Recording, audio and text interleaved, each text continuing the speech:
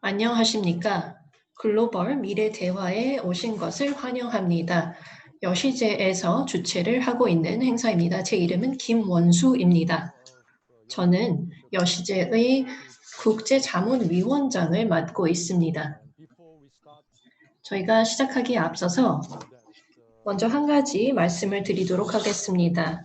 혹시 동시통역을 필요로 하시는 분들은 동시통역이 제공되기 때문에 화면 하단의 지구본 모양을 클릭해 주시기 바랍니다. 제가 잠시 양해 말씀드립니다. 한국 분들을 위해서 한국어로 잠시 안내 말씀드리도록 하겠습니다. 오늘 세미나에 동시 통역이 제공이 됩니다. 동시 통역을 필요로 하시는 분들은 화면 맨 아래쪽에 있는 지구 모양의 버튼을 눌러주시기 바랍니다. 감사합니다. Thank you. With that, 네, 감사합니다. 그러면 이제 다시 저희 웹세미나로 돌아오도록 하겠습니다. 웹세미나를 저희는 웨비나로 부르고 있습니다. 오늘 저희는 교육이라는 현안에 대해서 논의를 하게 될 것입니다. 왜냐하면 교육은 가장 코로나로 인한 영향을 많이 받는 부문이라고 생각하기 때문입니다. 그럼에도 불구하고 많은 관심을 받지 못하고 있는 부문이라고 생각합니다. 국제적, 국내적으로 모두 말입니다. 코로나19는 몇 가지 근본적인 과제를 저희에게 안겨주었습니다. 그리고 이러한 난제들로 인하여 극단적인 변화가 일어나고 있습니다.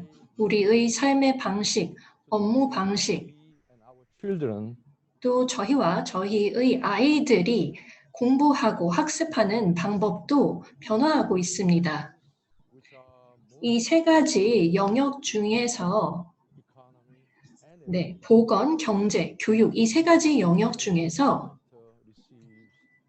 불행히도 교육 부문이 가장 적은 관심을 받고 있습니다. 이 세 가지 영역이 가장 크게 영향을 받는 부문인데 말입니다.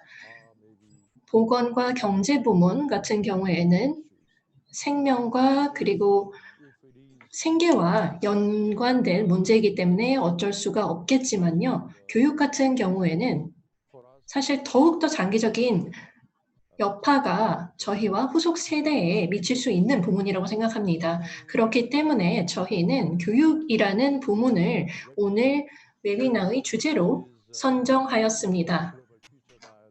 글로벌 미래 대화 시리즈의 세 번째 대화입니다. 여시제에서 출범한 대화입니다. 전 세계의 석학들을 모시고 웨비나를 개최하고 있습니다. 여시제에서는 여러 일련의 연구 프로젝트도 시작했습니다. 이런 연구 프로젝트를 통해서 전 세계 전문가의 귀중한 고견을 한데 모으려 하고 있습니다. 오늘 매우 저명하신 패널 분들 세 분이 참여해 주시고 계십니다. 이 세 분은 너무나 유명해서 따로 소개의 말씀이 필요 없는 분들입니다. 하지만 한 가지만 말씀을 드리자면 이리나 사무총장님은 유네스코의 사무총장으로서 2번 연임을 하신 분입니다. 최근까지는 불가리아의 외교부 장관과 또 대사로 활동도 하셨습니다. 이주호 장관님께서는 전 과학기술부 장관을 역임하셨습니다. 또 한국 국회에서 국회의원으로 활동도 하셨고요. 지금은 KDI 국제정책대학원에서 교수로 교편을 잡고 계십니다. 이리나 사무총장님과 반기문 전 사무총장님의 교육 우선 캠페인과 모두를 위한 교육 캠페인에 있어서도 큰 역할을 지지하시며 해주셨습니다. 마지막으로는 모니카 플러 대표님이십니다. 글로벌 반기문 세계시민센터의 대표이십니다. 오늘 온라인 미팅에 참석을 해주셨는데요. 반기문 세계시민센터 의 대표를 역임하시면서 청년과 여성의 권익 신장에 큰 방점을 두고 계셨습니다. 전 세계 인구의 많은 부분을 차지하는 여성과 청년의 문제이기 때문에 중요하다고 생각합니다. 그러면 이제 이리나 보코바 사무총장님에게 마이크를 넘기도록 할 텐데요. 다시 한번 시간에 대해서 말씀을 드리고 싶습니다.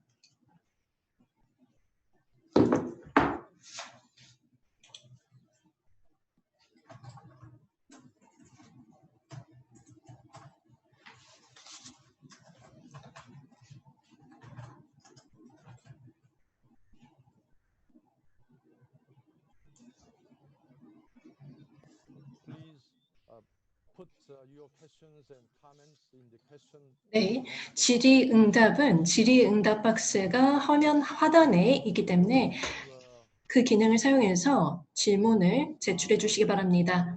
이 두 가지 안내 말씀드리면서 이제 이리나 사무총장님에게 마이크를 넘기도록 하겠습니다. 발표 부탁드립니다. 코로나19로 인한 교육 부문의 난제들과 그 영향이 얼마나 심각할지에 대해서 말씀해 주시면 감사하겠습니다. 네. 친절한 소개 말씀 감사드립니다. 시작하기에 앞서서 여시제에 저를 이렇게 초청해 주셔서 감사하다는 말씀부터 드리고 싶습니다. 저는 교육이 정말 중요한 주제라고 생각합니다. 특히나 코로나가 대유행하고 있는 시점에서 중요한 주제라고 생각합니다. 또 더불어서 2주 후 장관님과 함께 하게 되어 무척 기쁘게 생각합니다. 장관님으로 역임하실 때부터 함께 긴밀하게 협력을 했었습니다. 반기문 사무총장님과도 함께 저희가 2013년에 여러 교육 캠페인을 함께 출범을 시켰습니다. 그리고 그때 당시에 고든 브라운 총리와도 저희가 함께 협력을 해서 교육위원회를 출범하기 위한 이런 파이낸싱도 저희가 모집을 할 수가 있었습니다. 그리고 이주호 장관님께서 많은 노력을 해주신 덕분에 2015년에 인천에서 저희가 SDG 관련 자본 목표를 저희가 선언하고 실행을 시작할 수가 있었습니다. 이제 국제기구들이 이러한 영역에서 어떻게 교육의 미래에 도움을 줄 수 있는가에 대해서 저희가 생각해 볼 필요가 있습니다. 지금 교육에서 필요로 하는 것들을 국제기구에서 오롯이 다 제공을 할 수는 없습니다. 지금 1억 8천만 명의 아이들이 중등교육을 제대로 받고 있지 못합니다. 또 15억 명의 학생들이 코로나로 인해서 학교 밖에서 교육을 받고 있거나 받고 있지 못하고 또 6,300만 명의 교사들이 지금 학교 밖으로 몰렸습니다. 그리고 학교라는 공간은 학습뿐만 아니라 어떤 학생들의 사회화 그리고 지역 사회에서 매우 중요한 역할을 합니다. 근데 코로나 사태가 벌어지기 이전에 이미 전 세계적으로 글로벌 학습 위기가 대두되고 있었습니다. 그래서 국제기구, 유네스코라든지 일반적으로 유엔의 역할은 이러한 글로벌 학습 위기를 정치적 담화의 중심으로 끌어오는 것이었습니다. 글로벌 학습 위기라는 것은요, 수천만 명의 아이들, 2억 6천만 명의 아이들이 학교에서 제대로 배움을 받지 못하는 것을 일컫습니다. 그래서 학교에 다니는 아이들도 독해 능력이라든지 산수 능력이 현저히 뒤처진다는 것. 이것이 저희가 대응을 하고 있었던 학습 위기입니다. 유네스코의 통계 연구소 같은 경우에는 다년간 이와 관련된 수치들을 추적을 해 왔는데요.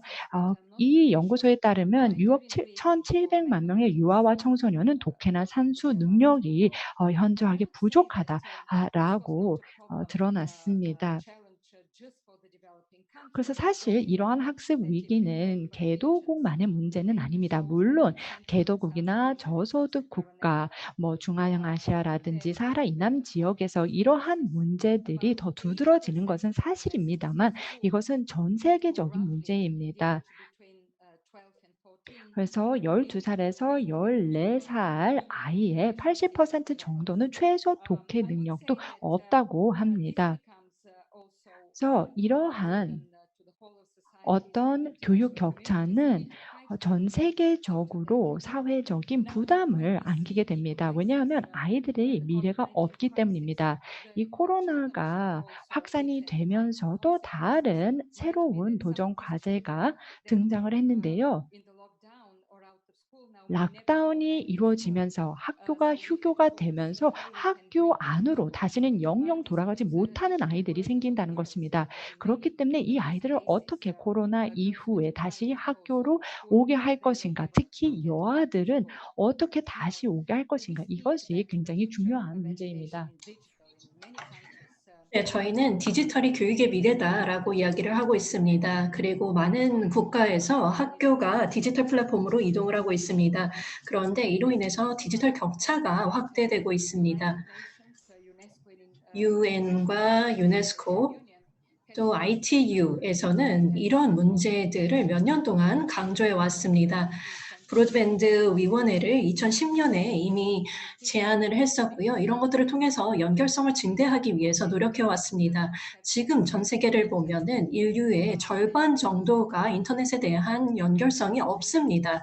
아프리카 국가들과 또 일부 개도국, 최빈국들 이런 국가들에서는 거의 90%의 인구가 인터넷에 대한 접근성을 누리지 못하고 있습니다. 저희는 안타깝게도 전 세계의 성장률을 보면 인터넷 연결률을 보게 되면은 그 성장세가 둔화되고 있습니다. 이것은 문제라고 생각합니다.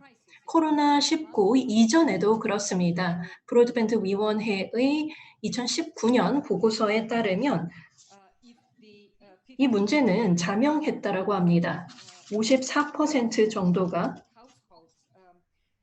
전체 가구의 54%가 2018년에 인터넷 연결이 있었는데요. 2019년에는 사실 53%로 좀 더 줄어들었습니다, 오히려. 그러면 이런 상황에서 어떻게 인터넷 연결성을 확대할 수 있을까요? 그것이 또 중요한 문제라고 생각합니다. 또 반면에 여러 가지 학습과 연결성을 증대할 수 있는 도구와 수단들이 있다고 생각합니다. 예를 들어서 커뮤니티 라디오라든지 혹은 여러 가지 다양한 방안들을 생각할 수 있다고 생각합니다. 그런데 미래를 생각해 보면 교육의 미래는 디지털화라고 생각합니다. 나중에 또 혹은 혼합형 학습이 중요해질 수도 있겠지만 나중에 이 부분에 대해서는 논의를 할 수 있을 것 같습니다. 어쨌든 국가에서의 연결성이 증대돼야 됩니다. 그런데 G20 국가들의 수치만 보더라도 그렇게 낙관적이지 않습니다. 많은 G20 국가들도 인터넷에 대한 접근 불평등으로 인해서 혹은 인터넷 속도라든지 인터넷 품질에 문제가 있다고 합니다. 또 교사의 준비도가 부족한 문제도 발견되고 있습니다. 이런 복잡한 요소들이 함께 결부되어 있기 때문에 아주 정밀하고 유연한 접근이 필요하다고 생각합니다. 이러한 부분에 대해서 좀 더 자세한 논의는 추후에 할 수 있을 것 같습니다. 감사합니다. 네, 감사합니다. 네, 굉장히 짧게 지금 저희가 직면하고 있는 처참한 현실을 말씀을 해주신 것 같습니다. 코로나 사태가 발생하기 이전에 이미 말씀을 해주셨지만 6억 1천만 명 정도의 아이들이 문해력이 없는 것으로 드러났습니다. 그러니까 간단한 계산도 못하고 글을 읽지 못하는 수준이었던 것이죠. 그런데 이제 코로나가 확산이 되면서 많은 학생들이, 다시 말씀드리면 15억 명 정도의 학생들이 학교에 가지 못하면서 학습 공백이 이루어지고 있습니다. 네, 말씀 감사드립니다. 아주 솔직하면서 굉장히 저희한테 이 교육 문제가 얼마나 심각한지 잘 보여주는 말씀 감사합니다. 그러면 다음 저희가 이주호 장관님을 모시도록 하겠습니다. 그래서 글로벌 시각 아울러 국내의 상황에 대해서 말씀을 해주시겠습니다. 원수 사무차장님 감사합니다. 제가 PPT 슬라이드가 있어서요. 공유 드리도록 하겠습니다.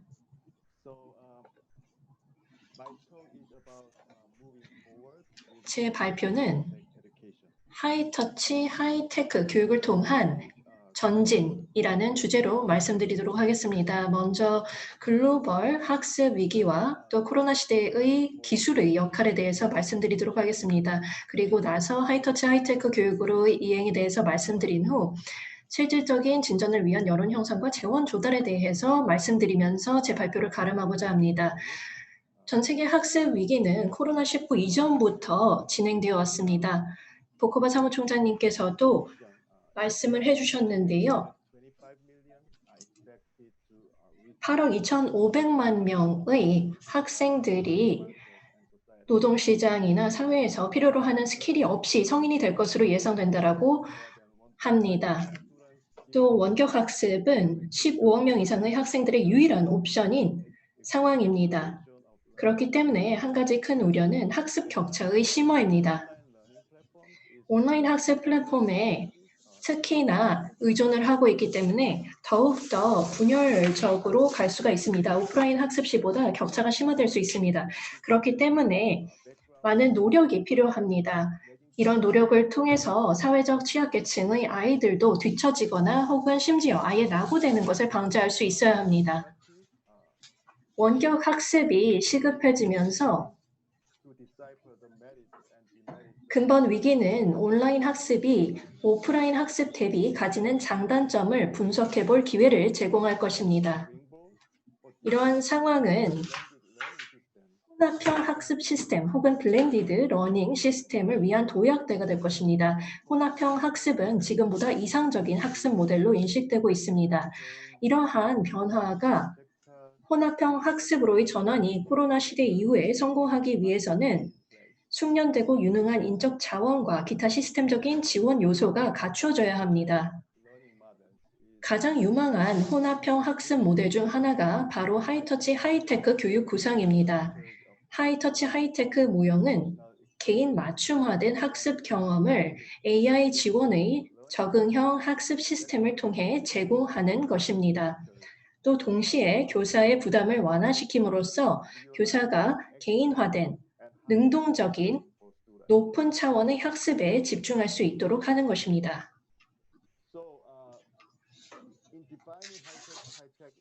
네, 하이터치, 하이테크 학습을 정의하기 위해서 저는 두 가지를 강조드리고 싶습니다. 일단 첫 번째로는 하이텍 부분을 말씀드리자면 AI가 저는 교수자를 대체하지 않을 것이라고 생각합니다. 교수자의 역할이 단순히 바뀌는 것입니다. 그리고 교수자의 역량을 더 잘 지원할 수 있을 것입니다. 또 저희는 하이터치 하이테크 학습의 다양한 방법들을 고려할 수 있습니다. 하이터치 하이테크 학습은 만병통치적인 학습 방법이 아닙니다. 여러 가지 다양한 학습 모형들을 맞춤형으로 만들 수가 있습니다. 여러 다양한 맥락과 다양한 국가, 다양한 지역, 다양한 학교 이런 것들에 맞춰서 만들어낼 수가 있습니다.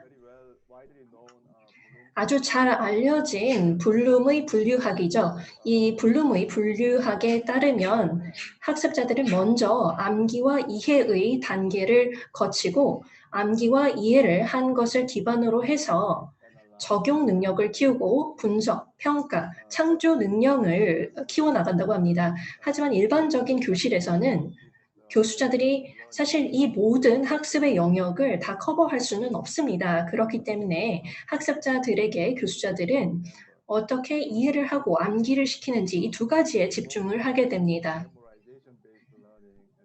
주입식 교육이라든지 혹은 암기 중심의 교육이죠. 특히나 아시아의 많은 국가들은 이 문제를 경험하고 있습니다.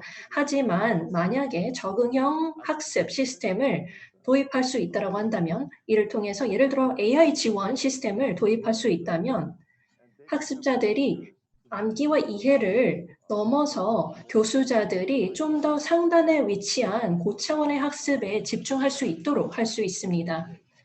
적용, 분석, 평가, 창조에 집중을 할 수 있도록 하는 것이죠. 연구 결과에 따르면 학습 수준 맞춤형 교육은 지속적으로 학습 효과를 개선할 수 있다고 합니다. 적응형 학습 기술은 학습자의 학습 경험을 개개인의 진도와 행동에 실시간으로 맞출 수 있습니다. 기술은 확장성을 가능하게 합니다. 개인화된 적응형 학습을 확장성 있게 확대할 수 있도록 합니다. 이를 통해서 더 이상 대량 생산이 아니라 대량 맞춤화로 이동할 수 있습니다. 아마 여러분들 모두 공장들에서의 대량 생산 그리고 산업화 시대의 대량 생산을 잘 알 것입니다. 대량 맞춤화라는 것은 AI 혹은 빅데이터를 활용해서 제공할 수 있는 서비스의 한 유형입니다. 다음으로 넘어가겠습니다. 하이터치 하이테크 학습은 이렇게 4사분면으로 개념화할 수 있습니다. 다음 슬라이드 넘겨주실 수 있을까요? 많은 국가들은 아마 로우터치 로우테크 학습 분면에 위치해 있을 것입니다. 하지만 온라인 학습이 코로나로 인해서 활성화되면서 일부 국가들은 여기에서 한 발 나아가서 로우터치 하이테크 분면으로 스스로를 격상할 수 있을 것입니다. 하지만 궁극적으로 하이터치 하이테크 분면으로 나아가기 위해서는 더욱 능동적인 노력이 필요합니다. 지속 가능하고 시스템적인 변화를 위한 능동적인 노력이 필요합니다. 다음 넘어가겠습니다. 코로나 위기로 인해서 교사의 역할이 더욱 중요해졌음을 알게 되었습니다. 단순한 지식 전수의 주체일 뿐만 아니라 인적 관계와 대인 학습의 촉진자로서 교수자의 중요한 역할이 부각되었습니다. 적응형 학습 소프트웨어를 활용을 해서 컨텐츠적인 측면에서 이 적응형 학습 소프트웨어가 더 많은 역할을 하도록 함으로써 교수자는 이전보다 인간적 손길을 제공하는 데 집중할 수 있게 되며 이는 전인적인 학습 경험을 위해 필수적입니다. 앞으로는 적응형 학습 소프트웨어와 교수자 간의 역할 차별화를 신중하게 고려하는 것이 중요합니다. 하이터치 하이테크 교육의 확장성과 형평성을 위해서 필수적입니다. 에듀테크 업계는 지난 15년간 비약적으로 성장했습니다. 하지만 그럼에도 불구하고 집중화된 노력이 필요합니다. 국제사회는 보다 적절한 인프라를 개발하고 저렴하고 접근성이 높으며 편의성이 높은 첨단 기술을 어디에서나 누릴 수 있도록 해야 합니다. 마지막으로 합의점 도출과 실질적 발전을 위한 재원 조달의 필수적인 역할에 대해서 말씀드리고자 합니다. 국제사회는 합심해서 함께 노력해야 됩니다. 니즈에 대응함과 동시에 오래 지속되어 온 시스템상의 격차를 해소해야 합니다. 적극적인 지지자들은 성실하게 합의점 도출을 위한 노력을 기울여야 하고요. 적절한 재정 지원이 공공과 민간 부문 모두로부터 필요합니다.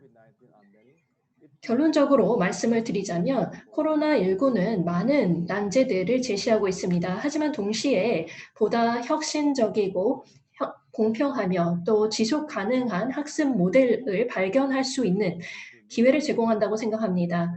우리가 얼마나 분별력 있게 행동을 지금 취하고 대응하고 재건하고 새롭게 만드는지에 따라서 코로나 이후의 교육의 모습이 결정될 것이라 생각합니다. 경청해 주셔서 감사합니다. 네, 이주호 장관님 아주 세밀하고 체계적인 발표 감사드리고 싶습니다. 여러 도전 과제들을 제시해 주셨고요. 또 해결책에 대해서도 제안을 해 주셨습니다.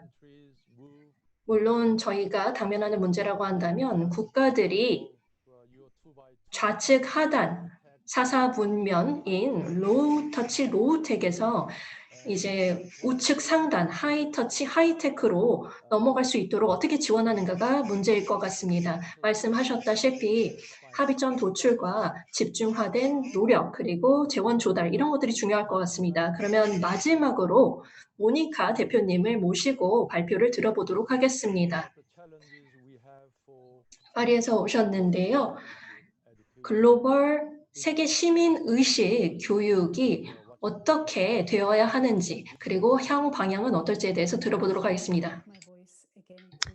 네, 감사합니다. 저 역시 연사분들 그리고 참가자분들에게 감사의 말씀을 드리고 싶습니다. 굉장히 훌륭한 분들과 함께 패널로 참가하게 되어 무척 기쁘게 생각하고 언제나 이주호 장관님 그리고 여시제와 함께하는 것은 기쁨이라는 말씀을 드리고 싶습니다. 그래서 코로나가 교육을 굉장히 타격을 준 것은 사실입니다. 그리고 코로나 이전에도 교육이 굉장히 힘든 시기를 겪고 있었다라는 것 역시 사실입니다. 지금 코로나 같은 경우에는 보건과 교육 이 두 가지 분야에 엄청난 영향을 많이 미쳤습니다. 그래서 지금 상당히 많은 압박을 받고 있습니다. 그런데 이미 그 전에도 보건과 교육 분야는 많은 압박을 받고 있었습니다. 그래서 이와 관련된 SDG들이 있었습니다. 그래서 이 위기를 맞이해서 이 분야에 저희가 적극적으로 잘 대응할 필요가 있습니다. 그리고 일부 국가들은 잘 대응을 했지만 여전히 저희가 대응해야 되는 부분이 굉장히 많습니다.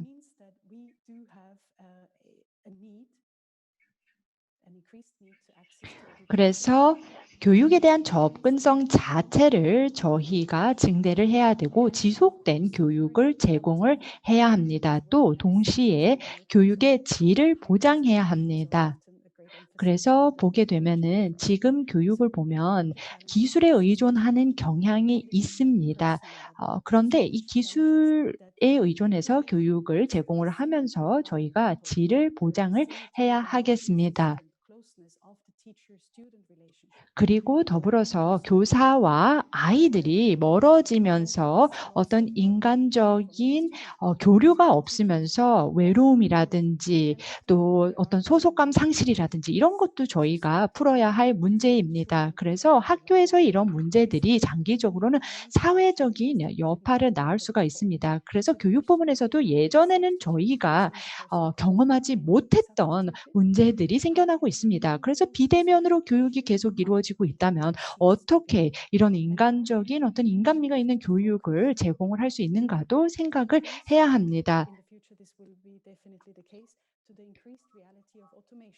그리고 자동화가 점점 더 진행되는 이런 상황에서 교육을 어떻게 제공해야 되는가 이런 것들을 생각해 봐야 합니다. 그래서 대인관계, 체계적인 문제 이런 것 외에도 또 다른 문제가 있다면 또 기술적인 문제가 있습니다. 디지털 격차가 문제가 있습니다. 이 선진국과 개도국 간의 디지털 격차도 존재를 하고 그다음에 남성과 여성 간의 디지털 격차도 분명히 있고 이러한 격차는 점점 더 벌어지고 있습니다. 경제적 기회에 대한 접근도 지금 그 격차가 벌어지고 있습니다. 또 시장에 대한 접근권도 격차가 분명히 있습니다. 그래서 제가 앞서서도 잠깐 말씀을 드렸지만 저희는 회보력 그리고 적응력 이런 것들을 키워야 합니다. 그리고 대체력 그리고 유연성이 저희에게 요구되고 있습니다. 그런데 전 세계적으로 봤을 때 우리가 전 세계를 보고 있을 때 마슬로우 단계, 욕구 단계를 떠올리실 수가 있습니다. 그래서 일부 국가에서는 이런 생리적 단계의 요구가 충족되고 있지 않습니다. 그렇기 때문에 이러한 요구부터 충족시켜줘야 하는 지역들이 있습니다. 그러니까 이런 지역들에 먼저 저희가 우선시해서 도움과 지원을 제공해야 됩니다. 그 다음에 마슬로우 욕구의 단계를 보게 되면 그 위에 사회적 욕구, 존경에 대한 욕구, 자아 실현에 대한 욕구가 있습니다. 글로벌 시민 교육은 이 모든 단계에서 이루어질 수가 있습니다. 우리가 하나의 커뮤니티로서 이 각각의 단계에서 필요로 하는 욕구를 어떻게 충족시킬 수 있는가를 고민하는 그런 교육이라고 할 수가 있습니다. 그래서 SDG에 대한 지식 그리고 21세기에 필요한 그런 스킬을 저희가 결합을 해서 솔루션을 연구를 해보는 거라고 할 수가 있습니다.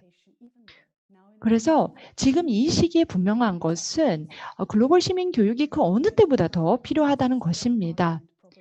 왜냐고 물으신다면 제가 이렇게 답변을 하겠습니다. 코로나 확산에 잘 대응해온 국가들을 보게 되면요. 다 다자주의를 존중하고 글로벌 시민의식에 대한 지대한 관심을 가지고 있습니다. 또 정부, 지도부에서도 글로벌 시민의식에 대한 많은 관심을 가지고 있는 국가들입니다.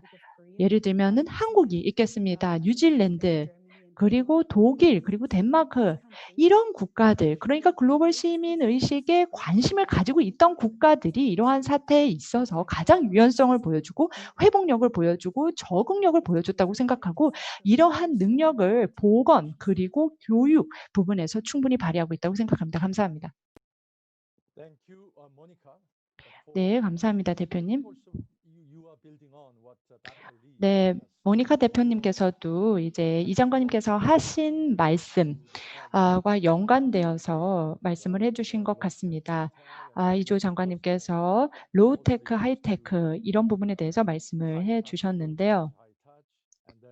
일부 국가, 일부 지역은 로우 터치, 로우 텍인데 이제 하이테크, 하이터치로 가야 한다라는 취지의 말씀을 해주신 것 같습니다. 저희가 뭐 다 입을 맞춘 것은 아닌데도 불구하고 저희가 어느 정도는 공감대가 형성되어 있는 것 같습니다.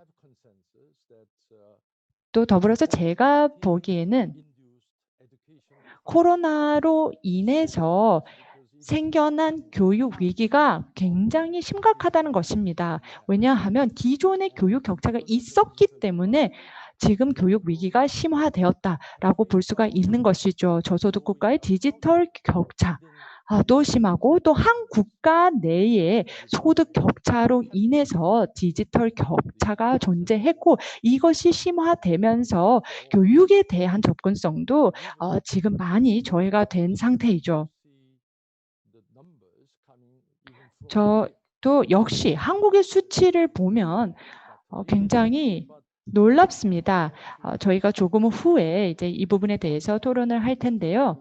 먼저 저희가 다른 질문으로 넘어가기 전에 우리 패널 분들에게 공통 질문 드리겠습니다. 어떻게 하면 지금 이 시국에 교육이라는 현안에 저희가 좀 관심을 집중시킬 수 있을 것인가입니다. 그래서 정부 차원에서 그리고 국제사회에서 어떻게 하면 교육에 보다 더 관심을 가지게 할 것인가 라는 질문을 던지고 싶습니다. 여러분께서 말씀을 해주셨지만 코로나가 모든 저희의 어떤 일상에 영향을 미친 것은 분명합니다. 그렇지만 보건과 교육이라는 분야가 가장 심한 타격을 받은 분야입니다. 그런데 그럼에도 불구하고 교육 분야는 충분한 관심을 갖고 있지 못합니다. 그렇기 때문에 지금 관심을 가지지 않으면 저희가 솔루션을 생각해낼 수 없을 것입니다. 그러면은 먼저 이리나 보코바 사무총장님께서 답변을 해주시고요. 그 다음에 이주호 장관님, 그 다음에 모니카 대표님께서 답변을 해주시기 바랍니다. 다시 말씀드리지만 이제 각각의 패널 분들께 답변할 시간은 저희가 3분밖에 드리지 못합니다. 그렇게 해서 저희가 충분히 질의응답 시간을 확보하고자 합니다. 그러면 이리나 보코바 사무총장님. 네, 감사합니다. 훌륭한 질문이라고 생각합니다. 저희가 토론을 했는데요. 제 생각에는 이런 토론이 바로 교육의 역할을 잘 강조하고 있다고 생각합니다. 교육이라는 것은 저희가 뭐 보건과 관련된 우려나 혹은 안전한 라이프 스타일을 얘기할 때 교육은 필수적입니다. 교육이 없다라면 이 모든 것들이 불가능합니다. 경제 위기도 많은 국가들에서 이루어지고 있는데요. 이런 것들을 위해서도 미래 사회에 대응할 수 있는 청년들의 스킬이 필요합니다. 이런 측면에서도 교육이 중요해진다고 생각합니다. 특히나 SDG 목표 4번은 특히나 모든 측면에서 아주 중요하다고 생각합니다.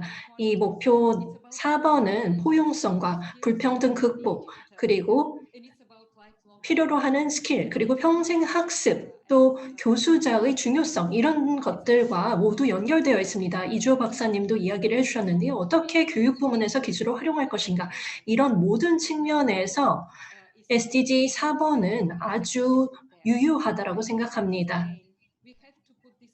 또 다시 한번 우리는 보건과 교육 간의 관계를 강화시켜야 된다고 생각합니다. 아마 많은 분들이 이것을 간과했는데요. 반기문 전 사무총장님은 2개의 이니셔티브를 출범시켰습니다. 하나는 보건 영역이었고요. 하나는 교육 영역이었습니다. 사실 하나라도 부족하다면 사실 두 가지 모두가 달성하는 것이 어렵습니다.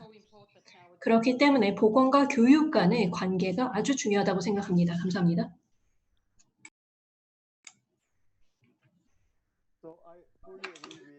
네, 저도 보커버 사무총장님과 김원수 사무차장님 말씀에 전적으로 동의합니다. 교육의 우선순위를 두어야 합니다. 코로나19 대응에 있어서 교육의 우선순위를 두어야 합니다. 저는 어쩌면 이 위기를 정말 활용해서 이 위기를 기회로 탈바꿈시켜야 된다고 생각합니다. 이를 통해서 큰 변화를 이루어 나가야 합니다. 왜냐하면 계속해서 전통적인 방식의 교육에 계속해서 투자를 한다면 사실 너무나 많은 지출로 이어지게 될 것입니다. 모든 학생들을 위한 교육을 제공하는 데 전통적인 방식을 사용한다면 너무나 많은 지출이 있을 수 있습니다. 하지만 만약에 온라인 교육과 오프라인 교육을 혼합할 수 있다고 한다면 아동들을 위해 더 좋은 경험을 선사할 수 있습니다.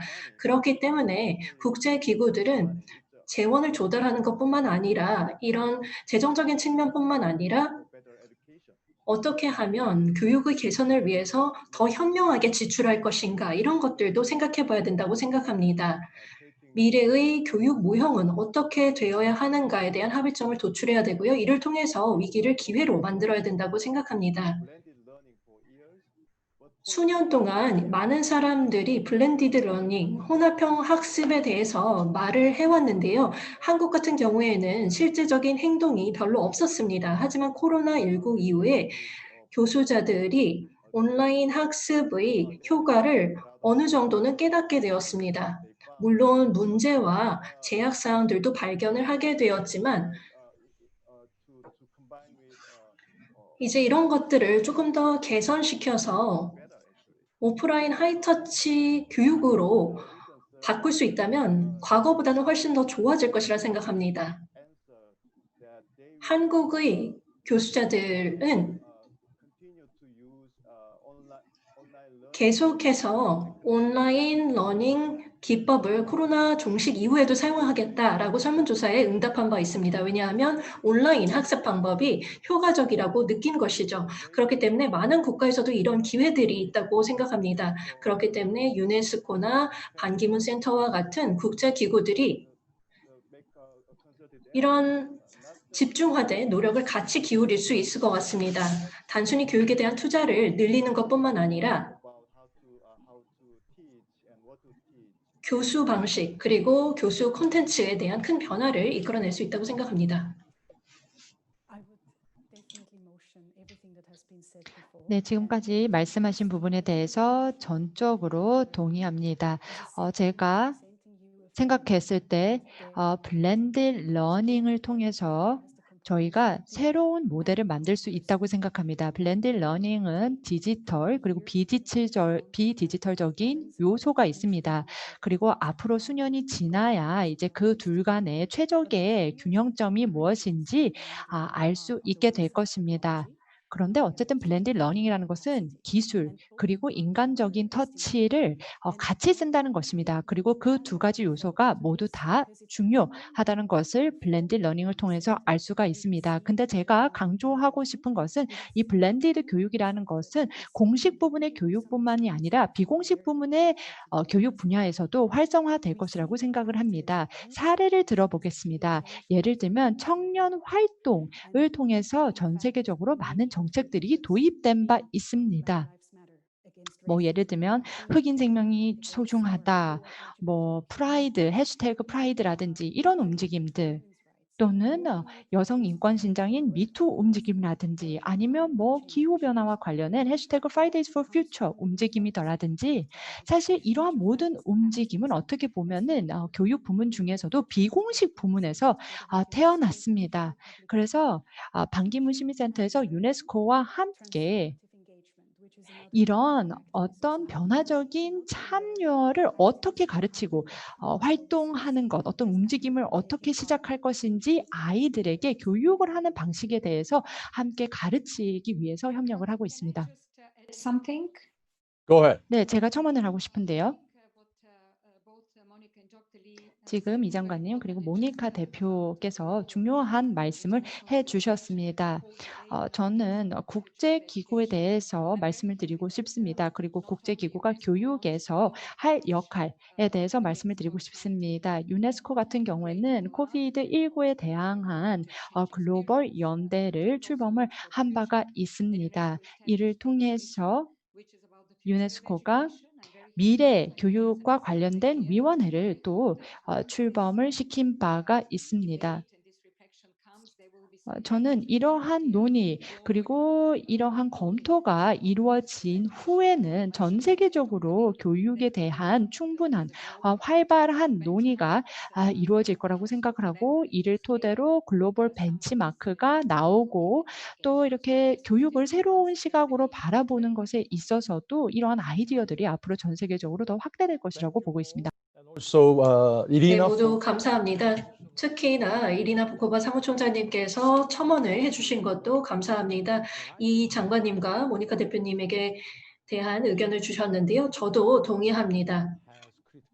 국제기구가 이 부분에서 필수적인 역할을 해야 된다고 생각합니다. 그런데 국제적인 현실을 보면은 정말 슬픕니다. 안타깝게도 국제기구의 역할이 심각하게 제약을 받고 있는 상황입니다.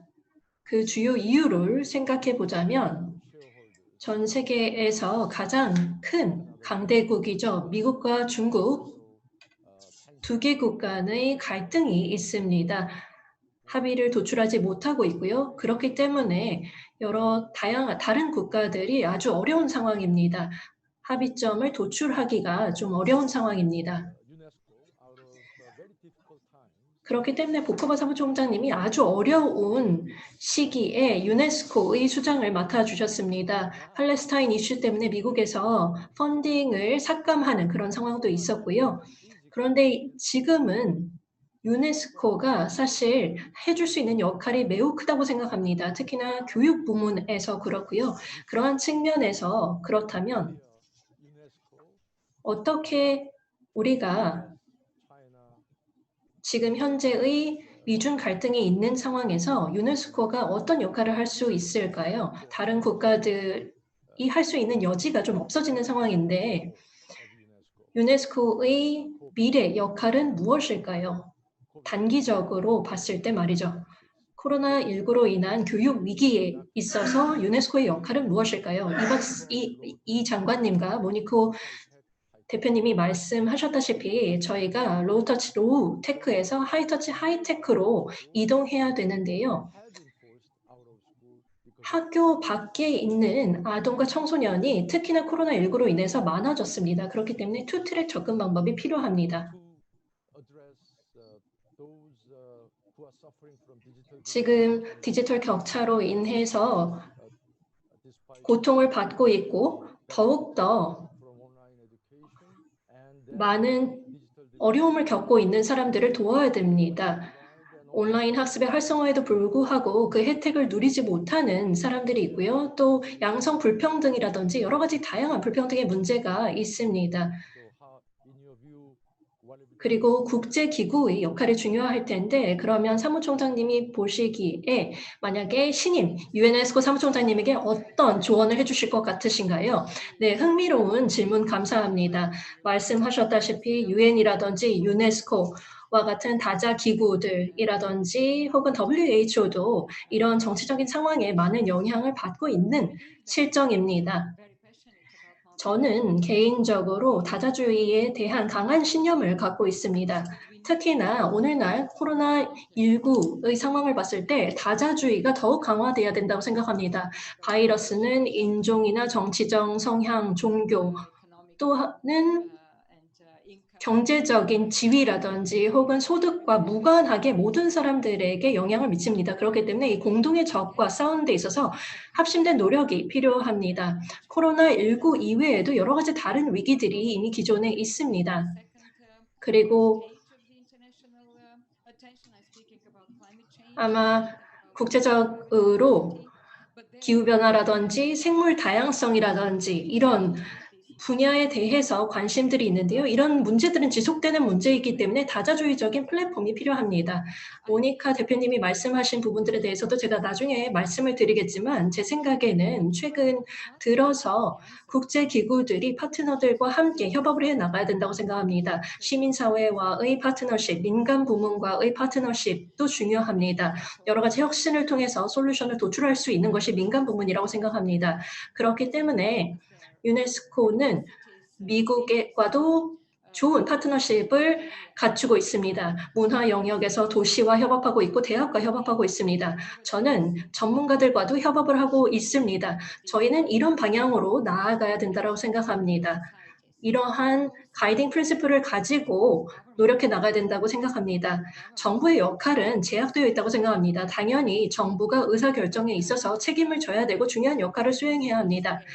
하지만 파트너십이 중요합니다. SDG가 그렇기 때문에 이런 기존의 문제들을 해결하는 데 있어서 효과적일 수 있다고 생각합니다. 제 생각에는 관여와 참여가 중요하다라는 것이 제 의견입니다. 네, 감사합니다. 이리나 사부총장님. later, but in the 모니카 meantime, 대표도 이 부분에 대해서 말씀하실 부분이 있으실 텐데요. 일단 지금은 이주호 장관님께 질문을 드리고 싶습니다. I hope certain countries 네, 저는 특정 국가들이 선진 관행을 제시할 수 있다고 생각합니다. 블렌디드 학습, 온라인과 오프라인을 혼합한 혼합형 학습의 선진 관행을 제시할 수 있는 국가들이 있다고 생각을 하는데요. 대한민국이 바로 그런 국가가 될 수 있다고 생각합니다. 한국의 교수자들이 몇 주 동안 온라인 개학 후에 온라인 수업을 운영한 후에 이제 한국에 있는 많은 교사들이 학생들 간의 학습 성취도 격차가 벌어졌다라는 보고서가 나온 바가 있습니다. 디지털 디바이스에 대한 액세스가 있는, 접근성이 있는 학생들과 또 사적인 학습을 할 수 있는 역량이 있는 학생들이 훨씬 더 학업 성취도가 높아지고 있습니다. 그렇기 때문에 대한민국에서도 이런 불평등 문제를 축소시켜 나가야 합니다. 한국은 전 세계에서 가장 인터넷 연결성이 높은 국가 중에 하나입니다. 그런 모든 점들을 감안했을 때 지금 현재 이 사사분면 안에서 한국은 어디에 위치해 있는지 알려주시면 감사하겠습니다. 네, 김원수 사무차장님, 흥미로운 질문 감사합니다. 저는 현재의 한국의 교육을 보면요. 코로나19 이전의 교육을 보면 전통적인 교육 방식의 상위에 있었다고 생각합니다. 저희가 가장 잘하는 국가 중에 하나이지만 기존 전통적인 교육 부문에서 잘하는 국가였다고 생각합니다. 새로운 학습 모형을 탐색할 시기라고 생각합니다. 국가적인 차원에서 새로운 학습 모형을 탐색하기 위한 노력이 필요한데요. 이러한 것들이 교육 부문에서 정책 입안자들이 함께 고심을 해야 되는 부분이라고 생각합니다.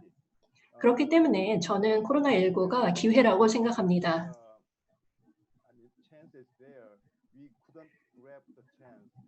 사실 많은 기회가 있었음에도 불구하고 코로나19 이전에는 그 기회를 활용하지 못했습니다. 2016년의 설문조사에 따르면 전체 학교의 약 20% 정도 가량만 와이파이가 연결된 환경이라고 합니다. 정말 놀라운 결과입니다. 한국 같은 경우에는 지하철에서도 모두 와이파이가 되는데요. 코로나19 이전의 통계 수치를 보면 20%대에 불과한 것입니다. 학교 내의 와이파이 연결도가요.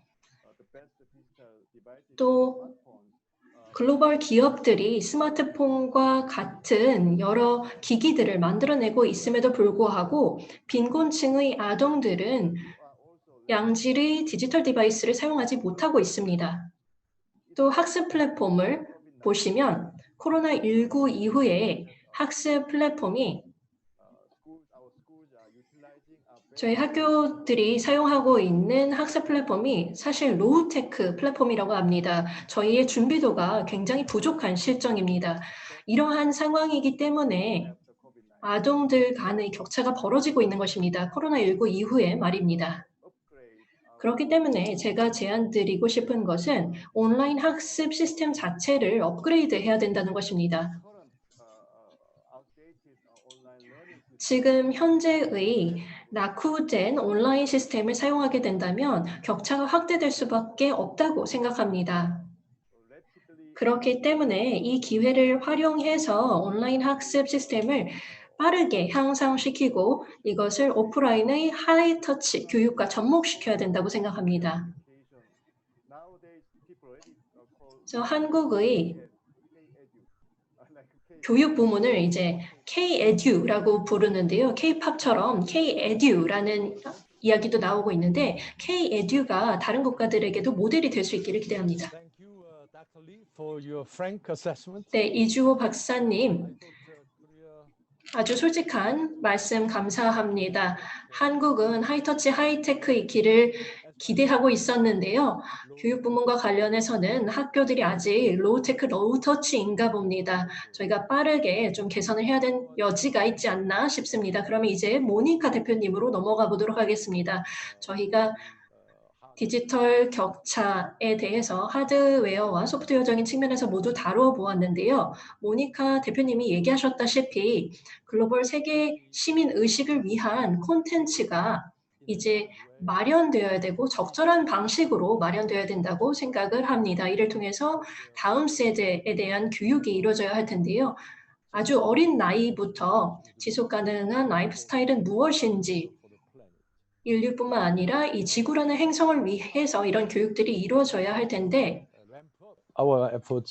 어떻게 하면 우리가 이런 노력에 박차를 가해서 교육자들에게 교육을 잘할 수 있는지에 대해서도 말씀해 주시면 감사하겠습니다. 왜냐하면 교육자에 대한 교육을 하지 못한다라고 한다면 다음 세대에 대한 교육이 불가능할 것이기 때문입니다. 컨텐츠에 대한 질문과 그리고 교육자들에 대한 교육 두 가지 측면에서 말씀해 주시면 감사하겠습니다. 네, 글로벌 시민 교육 콘텐츠는 사실 많이 마련이 되어 있습니다. 문제는 접근성입니다. 사람들이 이러한 자료를 어디서 찾아야 할지 모르기 때문입니다. 유네스코에서 상당히 방대한 자료를 가지고 있고요. 그리고 일부 대학에서 자료를 가지고 있습니다. 사실 교육의 목표는 굉장히 명확하다고 생각합니다. 역량을 제고하는 것이죠. 역량을 제고해서 경제적으로 생산성이 좋은 사회를 만드는 것이죠. 또 지속 가능한 생계가 가능하도록 하는 것입니다. 그리고 평화롭고 민주적인 사회를 구축하는 데 있어서도 교육이 필요합니다. 또 더불어서 개인의 안녕을 제고할 수 있는 도구로서 저희가 교육을 활용을 해야 합니다. 그래서 콘텐츠에 대해서 답변을 드리자면 저희 반기문 세계시민센터 같은 경우는 유네스코와 함께 지금 협력을 하고 있습니다. 미션 4.7이라는 프로젝트를 지금 시작했는데요. SDG 4 그리고 세부 목표 4.7에 초점을 맞춘 프로젝트입니다. 그래서 이 프로젝트 하에서 이제 저희가 컨소시엄을 형성을 하고 있습니다. 그래서 또 제프리 삭스 교수님도 함께 이 프로젝트에 동참을 하고 계십니다. SDSN의 대표이기도 하시죠. 그리고 이 외에도 다른 민간 파트너들도 함께 하고 있습니다. 그래서 이 컨소시엄, 이 태스크포스는 어떤 콘텐츠들이 지금 나와 있는지, 어디서 베스트 프랙티스를 모집할 수 있는지, 그리고 이렇게 많이 나와 있는 자료를 어떻게 접근성을 제고할 것인지, 그리고 또 교수자들에게 도움이 될 만한 것들이 무엇이 있는지를 살펴보게 될 것입니다. 물론 간단한 프로젝트는 아닙니다만 이리나 사무총장님께서 말씀하신 대로 굉장히 중요한 파트너십을 기반으로 이러한 작업을 하게 될 것입니다. 강조드리고 싶은 것이 민간 파트너십도 지금 함께 하고 있고요. 그리고 유네스코의 여러 대표 또 다른 국제기구들이 함께 협력을 하고 있습니다. 그래서 제가 생각했을 때 이 프로젝트가 진행이 되면서 콘텐츠는 굉장히 많아지고 또 접근성도 제고될 것이라고 생각을 합니다. 방금 이 장관님께서 말씀하신 점이 이 세부 목표 4.7을 달성하는 데 있어서 매우 중요하다고 생각합니다. 하이테크, 하이터치가 저희의 등대가 되어야 합니다. 저희 각국의 상황이 이 선박과 같다면 이 모든 선박들이 이 등대를 향해 같이 나아가야 하는 것이죠. 그런데 중요한 것은 일부 선박 같은 경우에는 그렇게 좋은 선박이 아닐 수가 있습니다. 그렇기 때문에 이러한 선박 같은 경우에는 다른 선박의 도움을 받아야 되고 그들이 필요하는 적절한 도움을 받아서 함께 나아가서 목표를 달성해야 된다고 생각합니다. 네, 말씀하신 부분에 대해서 전적으로 공감합니다. 네. 공통해 하지만 차별화된 콘텐츠를 개발하고 발굴해야 된다는 점에 대해서 전적으로 공감을 합니다. 그러면 이것으로써 이제 다음 질문을 드리고 싶습니다. 두 분의 패널께 먼저 질문을 드리도록 하겠습니다. 네, 그래서 두 분께 제가 하나의 질문을 드리도록 하겠습니다. 저희가 참가자로부터 받은 질문입니다. 학교에서 어떤 교육이 필요한가입니다. 4차 산업혁명이 진행이 되고 있는데 학교에서 제공해야 하는 교육은 어떤 것인가? 라는 질문을 해주셨습니다. 이 장관님께서 이제 AI 지원 교육에 대해서 말씀을 해주셨는데 일각에서는 AI가 인간을 대체하는 점에 대해서 좀 우려를 하고 있기도 합니다. 그래서 앞으로 이 후세대 를 어떻게 준비시킬 것인가? 4차 산업혁명 시대에 준비된 인재를 어떻게 교육시킬 수 있을 것인가? 그리고 인간이 AI와 어떻게 관계를 수립해야 할까에 대한 질문을 드리고 싶습니다. 그래서 먼저 이 장관님께서 답변을 해주시기 바랍니다. 네, 또 좋은 질문이었던 것 같습니다. 4차 산업혁명의 주요 동인을 살펴보면 저는 인공지능일 수 있다고 생각합니다. 또 인공지능과 관련돼서 가장 큰 우려 중에 하나는 인공지능으로 인해서 일자리가 달라질 것이다 라는 것일 수 있습니다. 저희의 초등학생들이 나중에 성인이 되었을 때는 일자리가 조금 지금의 일자리와는 달라지진 않을까 우려하고 있는 것 같습니다. 약 65%의 일자리가 바뀔 것이다 라는 예견도 있는데요. 그렇기 때문에 노동시장이 변화할 것이다 라는 예측이 나오고 있습니다. 그러면 일자리가 사라진다라고 했을 때 교육은 어떻게 되어야 하는가? 이것이 교육자가 가지고 있는 큰 난제라고 생각합니다. 그렇기 때문에 4차 산업혁명이 교육자들에게 많은 위기를 제시하고 있습니다. 무엇을 가르칠 것인가, 어떻게 가르칠 것인가에 대한 난제가 있다고 생각하고요. 저는 코로나19가 좋은 기회라고 다시 한번 말씀드리고 싶습니다. 코로나19가 없었다면 이런 하이터치, 하이테크 교육으로의 대대적인 변환을 설득하기가 힘들었을 것입니다. AI 기술과 교수자의 역량을 결합할 수 있다면 전체 교육 시스템이 더 좋은 경험을 학습자들에게 제공할 수 있을 것이고 또 미래의 세대들이 미래에 필요로 되는 그런 기술들을 습득할 수 있을 것입니다. 4차 산업혁명 시대에 말입니다. 다른 발표자분들께서도 이런 스킬을 말씀해 주셨는데요. 협업 능력, 창의성, 비판적 사고 능력 등등의 역량들이 필요로 될 것입니다. 커뮤니케이션 능력도 마찬가지고요. 이 네 개의 C가 사실 많은 국가들에서 강조가 되고 있습니다. 이런 네 개의 C 능력 외에도 디지털 문해력과 데이터 문해력, 기술적인 문해력과 인간적인 문해력 이런 것들도 균형을 잡아야 된다고 생각합니다. 한 가지 분명한 점은 저희 미래 세대들이 준비가 되어 있도록 저희가 도와야 된다는 것입니다. AI에 의해서 대체되는 것이 아니고 미래에 대응할 수 있도록 해야 합니다. 그렇기 때문에 이것이 큰 도전 과제인 거고요. 저희가 하이터치 하이테크 학습 시스템으로 전환을 해야 되는 이유입니다. 참석자분 질의 중에 하나가 AI가 교사를 대체하진 않을 것인가 이런 질문이 있었는데요. 이런 질문들을 제가 사실 많이 받습니다. 그런데 제가 여러 사례들을 학교에서 보았습니다. 많은 학교들이 새로운 기술들을 탐색해보고 새로운 교수법을 시도해보는 학교들을 많이 봤는데요. 한 교수자 같은 경우에는 이 하이테크와 하이터치를 결합한 방식을 시도해 봤는데 저는 이런 것들을 통해서만 좋은 기회들을 제공할 수 있다고 생각합니다. 왜냐하면 미래 세대가 필요로 하는 학습은 단순히 지식뿐만이 아니고 고차원적인 사고 능력이라든지 혹은 사회적, 정서적인 역량이라고 생각합니다. 그렇기 때문에 미래의 세대들이 교수자의 터치가 필요로 된다고 생각합니다. 인공지능과 높은 기술력 외에도 교수자의 하이터치적인 기여가 반드시 필요하다고 생각합니다.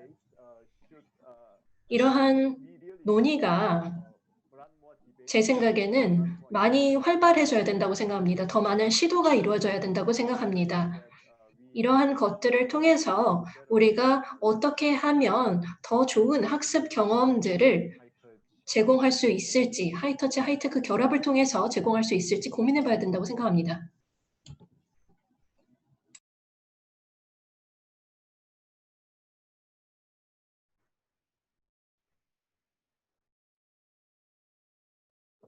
Thank you, Dr. Lee, for 네, your 장관님 감사합니다. 이리나 보코바 사무총장님. 네, 굉장히 흥미로운 질문입니다. 말씀하신 그러한 토론은 코로나 이전에 이미 활발하게 시작이 되었죠. 4차 산업혁명과 교육. 이라는 주제는 기업들 또 교육기관들이 굉장히 관심을 가지고 있는 주제입니다. 앞으로 특정 스킬은 필요가 없어질 것이고 또 필요로 하는 새로운 스킬이 등장할 것입니다. 이것은 교육의 질과 직결이 되는 문제입니다. 앞으로 필요로 하게 되는 스킬은 분석력, 문제 해결력, 협업력, 커뮤니케이션 능력 이런 것들과 직결이 되어 있을 것입니다. 또 창의성도 많이 요구가 될 것입니다. 그래서 교육자들이 이런 것들을 많이 염두에 두고 있습니다. 그래서 저희가 이제 스템 교육에 대해서 그래서 굉장히 많이 논의를 하는 것 같습니다. 그런데 요새는 STEAM까지도 지금 나아갔습니다. 그래서 창의성, 예술 이런 것들도 필요하다라고 인식을 하게 된 것이죠. 또 기술적 문해력도 있어야 되겠습니다. 이런 기술을 통해서 인간의 잠재성을 저희가 엄청나게 발휘할 수 있을 것입니다. 저희가 항상 재생 에너지에 대해서 이야기를 많이 하는데 사실 인간의 창의성, 어떤 인간의 가능성이라는 것이 끊임없는 에너지원이라고 저는 생각을 하고 이것이 바로 교육의 목표가 되어야 한다고 생각합니다. 저는 이 장관님의 말씀에 전적으로 공감을 하는데요. 그렇다고 앞으로 교사의 역할이 축소될 거라고 저는 생각하지 않습니다. 다만 교사의 역할이 조금 바뀔 거라고 생각을 합니다. 아무래도 그래서 교사들이 지금 부담을 느끼게 된다고 생각을 합니다. 그 누구도 교사를 대체할 수는 없습니다. 교사만이 아동의 창의성을 발휘할 수 있도록 도와줄 수가 있다라고 저는 생각합니다. 그리고 학교라는 곳은 학습뿐만 아니라 사회화의 공간이기도 합니다. 또 학교, 학습이라는 것은 지역 사회에서 공감 능력을 배우는 것이기도 합니다. 그리고 이러한 공감 능력도 21세기에 필요한 그러한 능력입니다. 그리고 이러한 것들이 또 세계 시민 교육과도 다 일맥상통한다고 생각을 합니다. 또 이 장관님께서도 이 부분에 대해서 발표를 하시면서 말씀을 해 주신 것 같습니다. 그러니까 교사들이 역할이 바뀌기 때문에 교사들은 어쩌면 더 많은 지원을 필요로 하는 것이죠. 네, 감사합니다. 부커바 사무총장님 그리고 이 장관님 감사합니다. 두 분 말씀 모두에 전적으로 공감합니다. 미래에 필요로 하는 스킬, 그러니까 후세대에게 요구되는 스킬은 이런 인간관계에서의 스킬이라고 저도 생각합니다. 그리고 또 모니카 대표님께서 말씀을 해주셨지만 회복력 그리고 적응력 이런 것이 필요하다고 생각합니다. 그 이유는 앞으로의 세계, 앞으로 펼쳐질 세계가 5년 뒤, 10년 뒤 어떻게 변할지 아무도 모르기 때문이죠. 그렇기 때문에 아이들에게 좀 다른 방식으로 창의적으로 사고할 수 있는 능력을 키워줘야 한다고 생각합니다. 그리고 동시에 회복력, 그리고 적응력을 키워주어야 하는 것이죠. 그러면 이제 모니카 대표 그리고 이 장관님께 질문을 드리도록 하겠습니다. 새로운 질문을 드리도록 하겠습니다. 만술 숨루 님께서 해주신 질문입니다. 지금 온라인으로 참여를 하고 계십니다. 자, 그러면 질문은 다음과 같습니다. 이 선진국과 개도국 간의 지지철 격차가 매우 큽니다. 이런 상황에서 어떻게 개도국들이 SDG, 특히 SDG 4번을 달성할 수 있도록 도와줄 수 있을까입니다. 이 개도국들은 기본적인 역량이 없는 상황입니다. 사하라 이남 지역의 80에서 90%의 지역은 아예 인터넷 연결이 없다라고 합니다. 컴퓨터도 없고 인터넷도 없다고 합니다. 이러한 상황을 감안했을 때 어떻게 이 국가들이 SDG, 특히 SDG 4번을 달성할 수 있도록 도움을 줄 수 있을 것인지에 대해서 질문을 드리고 싶습니다. 네, 3분 내로 답변을 해주실 것을 다시 한번 당부드리겠습니다. 그러면 모니카 대표님부터 답변해 주시죠. 네, 정말 어려운 질문입니다. 이 격차를 어떻게 줄일 것인가, 디지털 격차를 어떻게 줄일 것인가가 가장 중요하고도 어려운 문제라고 하겠습니다. One Laptop per Child라는 단체에 대해서 들어보셨을 겁니다. 예전에 소외 계층의 모든 아동들에게 무료로 하나의 랩탑을 제공한다는 그런 취지의 캠페인이었습니다. 절반의 성공을 했던 프로젝트였죠. 그리고 또 다른 사례를 말씀드리겠습니다. MIT 미디어 랩이 OAPC 재단과 함께 $100 랩탑 공급 캠페인을 벌였습니다. 그래서 교육용 소프트웨어를 다운로드 받은 랩탑을 제공을 하면 그것을 전력이 공급되는 곳에 연결하기만 하면 사용할 수 있도록 하는 그런 프로젝트인데 이것 역시 문제가 있었습니다. 그리고 또 1억 명 정도 되는 이 아프리카 쪽에 이 아이들에게 교육용 이런 디지털 기기를 제공하는 또 다른 프로젝트가 있었습니다. 그리고 또 인도의 사례를 보겠습니다. 인도의 사례를 보더라도 컴퓨터를 제공하기보다 전화기 또는 유선 쪽으로 지원을 제공하는 방식으로 지금 방법이 전환이 되고 있습니다. 왜냐하면 위성과 연결이 될 수 있기 때문이죠. 에듀스타트가 한 예가 되겠습니다. 또 게이츠 재단 같은 경우에도 여성에게 파이낸싱, 온라인 파이낸싱을 지원하는 방식으로 또 도움을 주고 있습니다. 그래서 이 스마트폰으로 또는 휴대폰으로 이렇게 대출을 받을 수 있도록 하는 여러 가지 사업을 벌이고 있습니다. 이렇게 말씀드렸다시피 굉장히 다양한 노력들이 있고 이러한 노력들이 배가가 될 필요가 있습니다.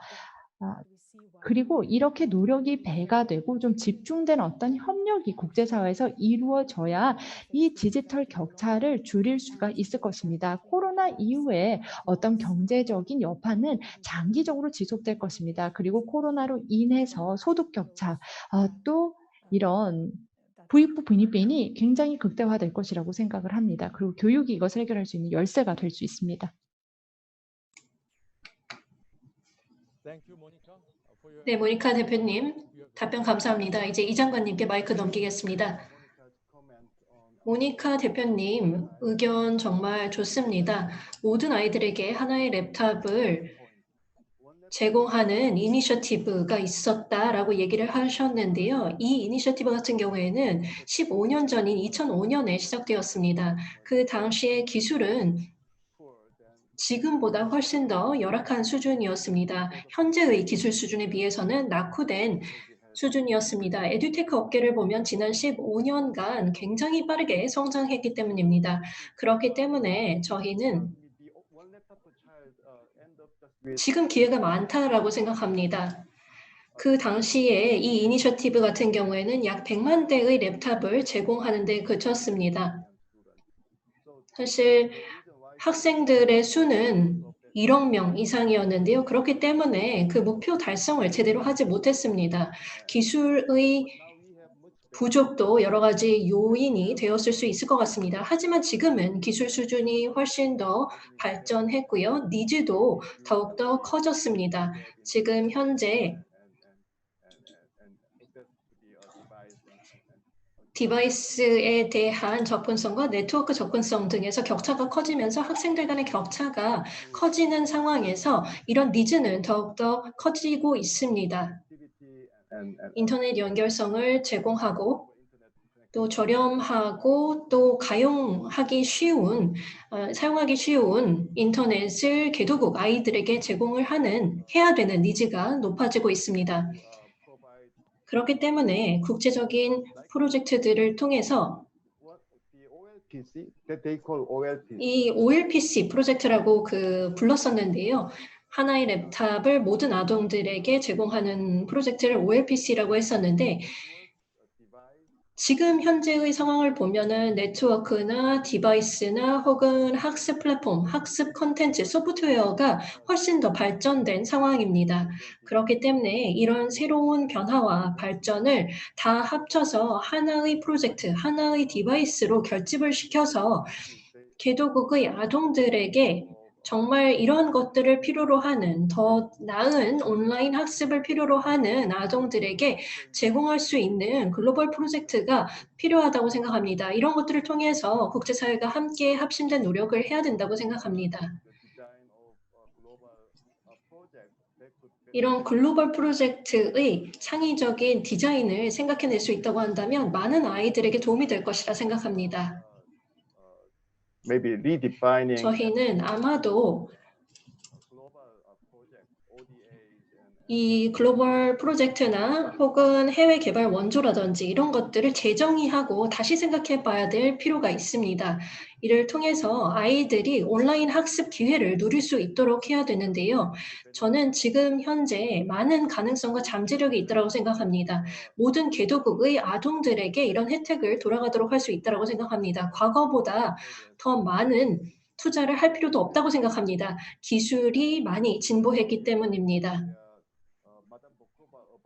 보코바 사무총장님께서는 파트너십 니즈에 대해서 말씀을 해주셨습니다. 민간 기업들과 기타 다른 기구들과의 협업이 중요하다라고 말씀하셨는데 이러한 측면에서 글로벌 파트너십을 강화해서 민간 기업들과 함께 협업하고 글로벌 ITC 기업들과 함께 협업을 함으로써 더 나은 학습 플랫폼과 콘텐츠를 제공할 수 있을 것입니다. 디바이스와 네트워크와 더해서 이런 플랫폼이 있다라고 한다면 좋은 글로벌 프로젝트가 될 것이라 생각합니다. 네, 모니카 대표님, 이장관님, 감사합니다.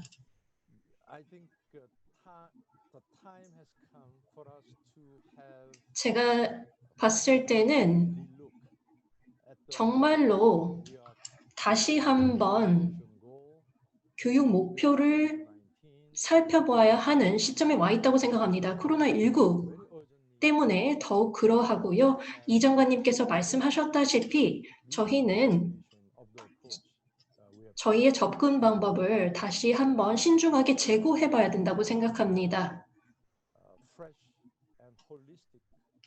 신선한 접근법이 필요하고요. 또 SDG 4번 목표와 그 세부 이행 목표에 대한 탐색과 신중한 고찰이 필요하다고 생각합니다.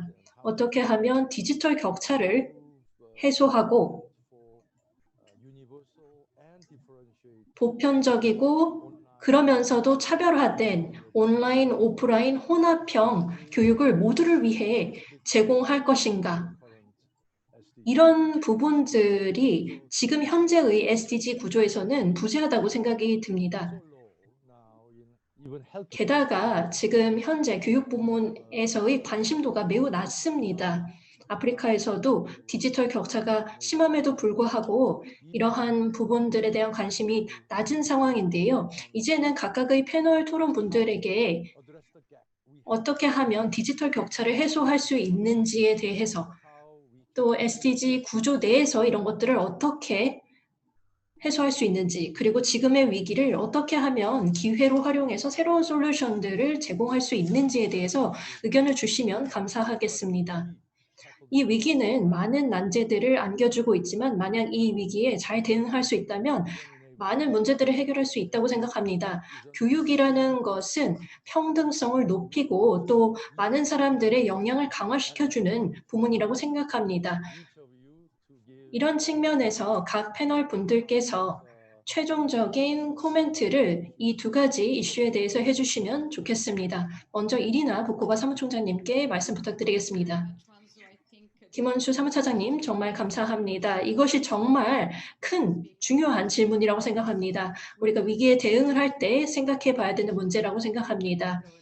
저희는 교육을 글로벌 정치적 의제에서 다시 편입시킬 필요가 있습니다. 우리는 인간의 발전에 있어서 교육은 위기 대응에 있어서 필수적입니다. 교육은 또한 미래 위기 대응에 있어서도 필수적입니다.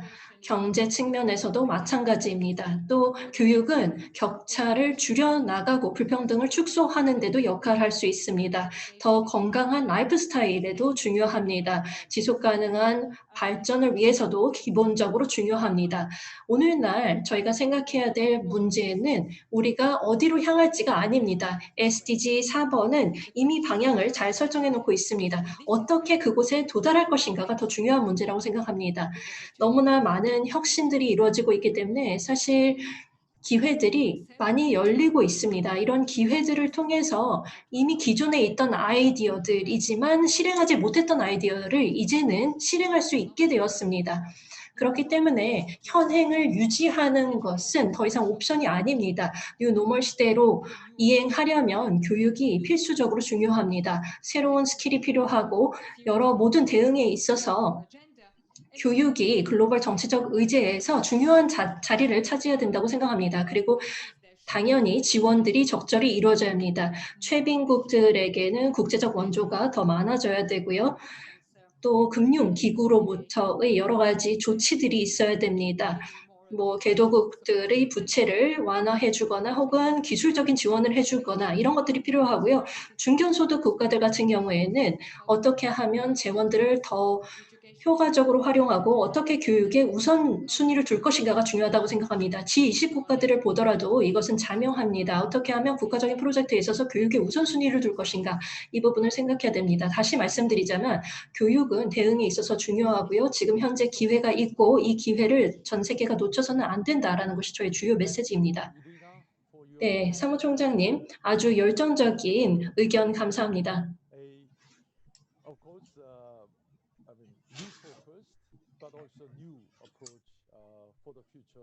미래를 위해서 교육의 미래를 위해서 새로운 접근법이 필요하다. 코로나 이후에 이런 접근법이 필요하다고 말씀해 주셨는데요. 이 장관님께 이제 넘기도록 하겠습니다. 네, 보커버 사무총장님이 말씀하신 것에 전적으로 동의합니다. 교육을 완전히 새롭게 다시 생각해야 되고 개혁해야 된다라고 말씀을 해주셨는데 그 부분에 동의합니다. 저희는 이 코로나19라는 끔찍한 위기를 기회로, 특히 교육 부문에서 기회로 만들 수 있다고 생각합니다. 저희는 어떻게 하면 이런 큰 아이디어를 실제적인 행동으로 실천에 옮길 수 있을지를 생각해 봐야 합니다. 대한민국의 경우 큰 변화가 교수자의 생각에 이루어졌습니다. 또 정책 위반자들과 교사들의 생각이 바뀌고 있습니다. 이제 변화의 시기가 왔다. 변화를 해야 되는 시간이다라고 생각을 하고 있고요. 그래서 새로운 교수 학습 방식을 고민하고 있고 새로운 콘텐츠를 고심하고 있습니다. 그렇기 때문에 많은 국가들에서도 이 코로나 위기가 좋은 모멘텀이 될 것이라고 생각합니다. 또 글로벌 파트너십과 민간 부문과의 파트너십도 중요합니다. 교육자만으로는 단독으로 이런 큰 변화가 불가능합니다. 그렇기 때문에 저희는 파트너십을 다양한 주체들과 함께 구축할 필요가 있습니다. 보코바 사무총장님께서 저희가 민간 부문과 협업을 해야 된다, 민간 기업들과 협업해야 된다라고 말씀해 주신 것에 공감합니다. 교육자들은 이들과 함께 협업해야 됩니다. 또 더 국제적인 협력이 확대되어서 새로운 학습 모형이 코로나19 이후에 탐색되어야 된다는 데도 동의합니다. 저는 지금 변화의 순간에 와 있다고 생각합니다. 특히나 여시제에서 주최해 주신 이 이벤트는 아주 좋은 장을 마련해 주신 것이라 생각합니다. 우리가 이 장을 통해서 정책 위반자들과 리더들 간의 대화를 더 촉진시킬 수 있다고 생각합니다. 이것을 출발점으로 해서 조금 더 대한민국이 선도적인 역할을 해줬으면 좋겠습니다. 새로운 학습 모형을 탐색하는 데 있어서 선도적인 역할을 해줬으면 좋겠습니다. 한국은 많은 이슈와 문제들을 경험했습니다. 낙후된 학습 모형으로 인한 여러 가지 문제들을 오랫동안 경험해 왔습니다. 그렇기 때문에 저희가 교육을 완전히 새롭게 생각할 필요가 있습니다. 이런 것들을 통해서 하이터치, 하이테크라든지 이런 새로운 모형들을 교육 제도에 녹여낼 수 있으면 좋겠고요. 이런 것들을 통해서 우리가 새로운 학습 모델을 공유하는 허브가 될 수 있기를 기대합니다. 네, 이주호 장관님 감사합니다. 다시 한번 이런 열정적인 의견을 저를 포함한 모든 한국인들에게 해주셔서 감사합니다. 저 역시도 진심으로 이 장관님의 말씀에 동의합니다. 한국이 선도적인 역할을 해야 된다라고 말씀을 하셨고요. 코로나19로 인한 교육 위기를 타개함에 있어서 선진 관행을 제시함으로써 선도적 역할을 해야 된다라고 말씀해 주셨습니다.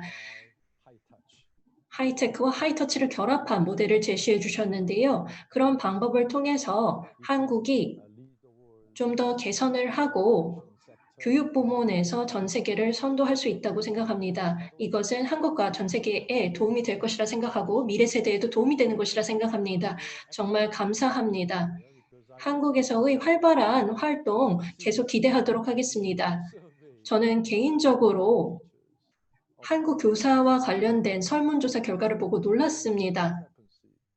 코로나19 이후에 학업 성취도 격차가 벌어졌다라는 결과를 보고 정말 놀라웠습니다. 온라인 개학 후 몇 주 만에 이런 격차가 확대된 것은 정말 놀랍습니다.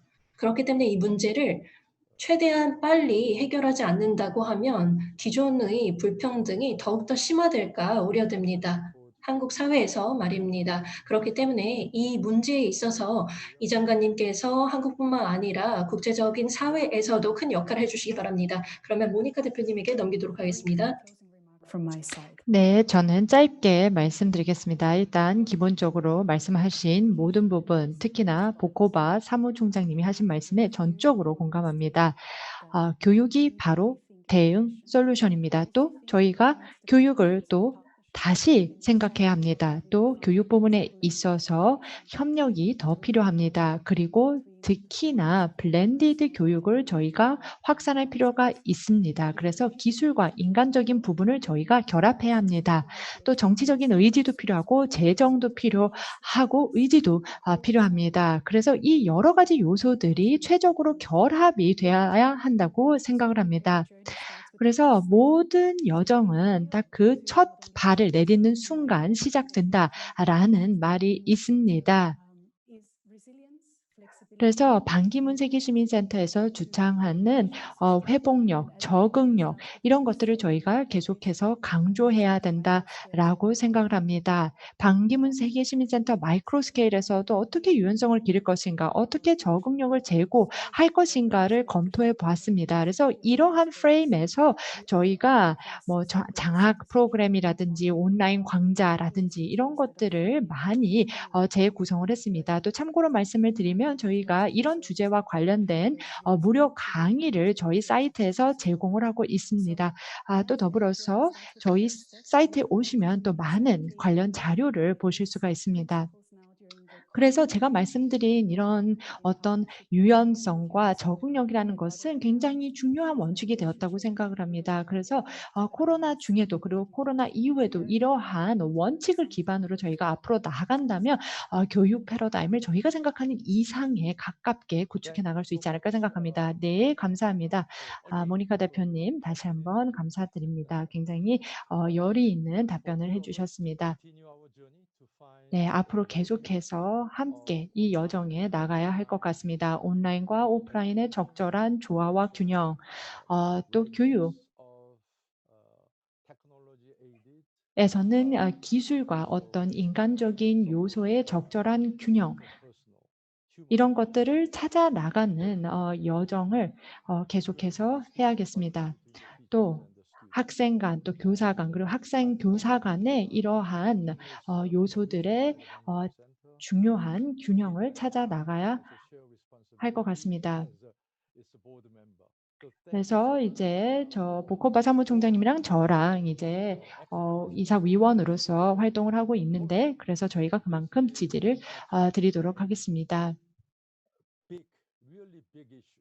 사실 교육이라고 저희가 다룬 이 주제는 굉장히 큰 이슈입니다. 그렇기 때문에 뭐 하루 저희가 1시간 반 토론을 했다고 해서 모든 문제를 해결하고 해소할 수는 없을 것입니다. 하지만 오늘이 우리 여정의 첫날이라고 생각을 하면 좋을 것 같습니다. 이 문제에 대한 글로벌 솔루션을 찾아 나아가는 데 있어서의 첫날이라고 생각을 하면 좋을 것 같습니다. 교육 문제는 제가 말씀드렸지만 기존에 존재했습니다. 하지만 코로나로 인해서 악화되었습니다. 이를 해결하기 위한 어려운 여정의 첫 발을 내디딘 셈입니다. 이 여정에 있어서 여러분 모두와 협력을 희망하고 있습니다. 오늘은 온라인으로 참여한 여러 참가자들에게도 더불어 감사의 말씀을 드리고 싶습니다. 많은 질문들을 해주셨습니다. 또 특별히 여시제의 직원들에게도 감사함을 표하고 싶고요. 또 반기문 세계시민센터, 비엔나 소재의 세계시민센터에도 감사의 말씀을 드리고 싶습니다. 이 장관님과 저 같은 경우는 지금 굉장히 많은 분들의 지원과 도움을 받고 있는 것 같습니다.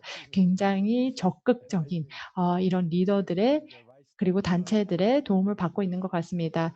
이 여정에 있어서 특히나 뭐 이런 격차에 있어서 저희가 어쨌든 시작은 좋았던 것 같습니다.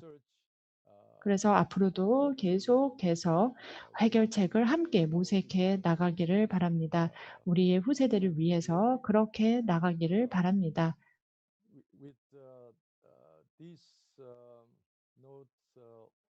네. 벌써 마무리하기에 아쉬움이 많이 남습니다만 제가 앞서서도 말씀드렸지만 오늘을 출발점으로 이제 끊임없이 대화하고 또 서로 협력해 나가기를 희망합니다. 전 세계가 함께 협력을 해서 보다 나은 미래, 보다 나은 세계를 구축할 수 있다고 생각합니다. 그러면은 이쯤에서 마무리를 할까 합니다. 네, 조만간 다시 뵙기를 희망하면서 인사를 드리겠습니다. 함께 하신 모든 분들께 감사의 말씀드립니다.